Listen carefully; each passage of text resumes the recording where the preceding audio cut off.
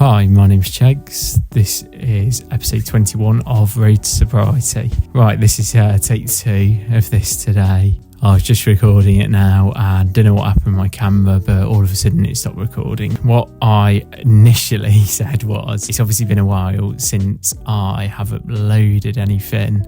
I did my year review and the last Road to Sobriety episode was before Christmas, so it has been a while. I was saying I've been mega busy, to the point where I've not had time to dedicate really to making a video, because it is quite a time consuming process, filming and then editing. But I do have a new laptop now. That will help speed up the whole process, I think. I had originally wanted to do an episode, obviously, to mark 100 days of being sober. I hit 100 days sober on the 6th of January, which was about 2 weeks ago now. Way over 100 days now, 114 days or something sober, about 145, 150. No smoking. I just haven't had time to make a video, which I know is a little bit of a bullshit excuse, but I think it shows how far I've come in this whole process, that I am that busy with stuff for me, because before I would have had loads of time to dedicate to this, and now I don't, because of everything that I've put into motion during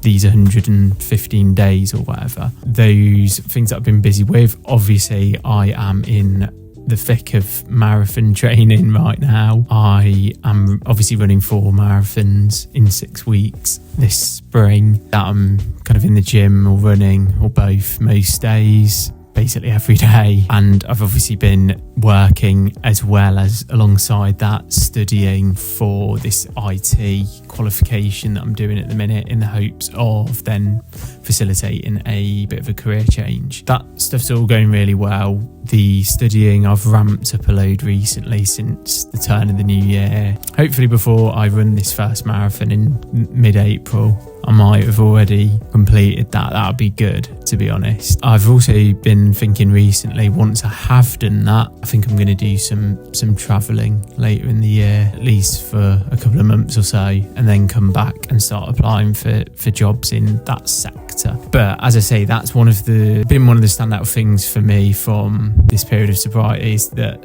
initially, obviously, you're freeing up a load of time that you previously would have spent doing all that kind of drinking, smoking, whatever it is. And initially you have a lot of free time on your hands and you don't really know what to do with it. I knew that when I was going into it, that obviously that kind of would be the case a bit. And I knew that I wanted to fill that time with stuff, but I didn't really know at the point of getting sober what that would be or how that would look. You kind of need that initial period to go through the motions a bit and figure that stuff out. Because what I was saying before the camera cut off was that recently I've been thinking that I've been visualising in my head a bit like a dam that holds water.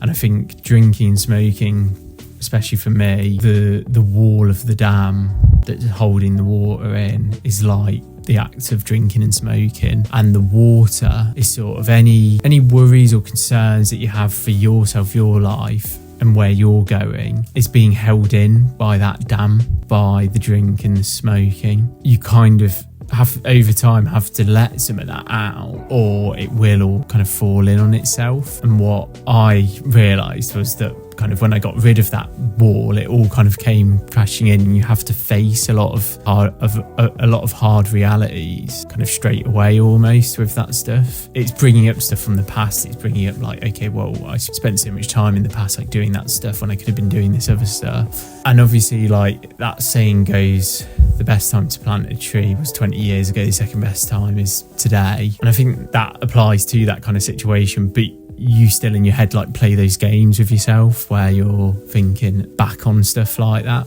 but you do move on from that. And as I say, now that I'm moving in a direction with that stuff, you kind of need to feel that unhappiness with where life is to make those changes, because obviously if you never feel that, you're never going to make a change. Nothing changes if nothing changes, basically. That's been one of the main standouts of this whole process, the stuff that I'm doing now. I couldn't have even imagined that I would be doing it when I made that first video. I wanted something more for myself, but I didn't know what that was. So if you'd said to me 3 or 4 months ago that I'd be studying an IT qualification, looking to do that, then once I've got that and ran 4 marathons in 6 weeks, that then I'm going to go off travelling for a bit and stuff.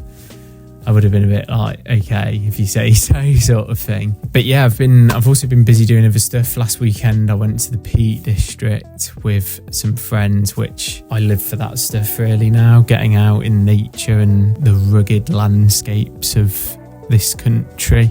And it was all snowy, so it was amazing up there, to be honest. One of the best days that I've had in ages, to be fair. Like, I loved it.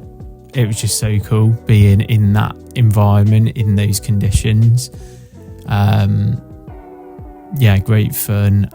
And one of the real backbones of my sobriety, really, being outdoors, in nature, active, moving. And then this weekend I've been down in Devon for my granny's 80th, so celebrated that. But whilst I was there, I got to go out, obviously, on a run yesterday morning. Got up early, like 7:30, went out, ran along the southwest coast path, did like trail running, which was like, I've been wanting to do that for ages. You can't really do it where I live in Leicester. What trails are there in Leicester, really? You have to go a bit further out, so it is possible to do it, but you have to kind of get in a car and go somewhere. I can't just like step out my door and do it like I could there. Like I say, I've been wanting to do trail running for a while, and I absolutely loved it, and I think I'm addicted to it. And I see people say, like, once you do trail running, like, you never go back to running on roads, and like, if I could do that, then I would definitely just be running on trails from now on. So good for you, like so much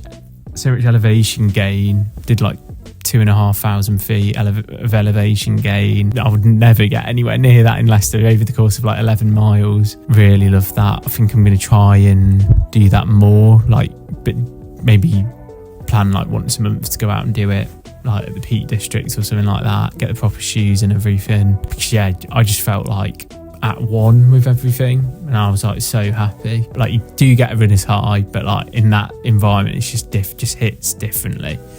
Completely differently. So that was really cool. Looking forward to this year. Feels like it could be like a really good year for me if I keep momentum with all this stuff. Looking at a career change, traveling, ticking off a load of goals and stuff. So I feel like I've got like a plan, whereas before in my adult life, like, I've just gone into like around this time, it's usually quite a shitty time of year, to be honest, January, but it doesn't feel that way for me this year, which I'm grateful for, because I have so much positive momentum with all this stuff, I think, and because I'm sober. I think we're now way over 100 days sober. Not sure when I'll do another one of these. Sorry, I know I am a bit inconsistent at the minute. So yeah, thanks for watching, and I will see you soon.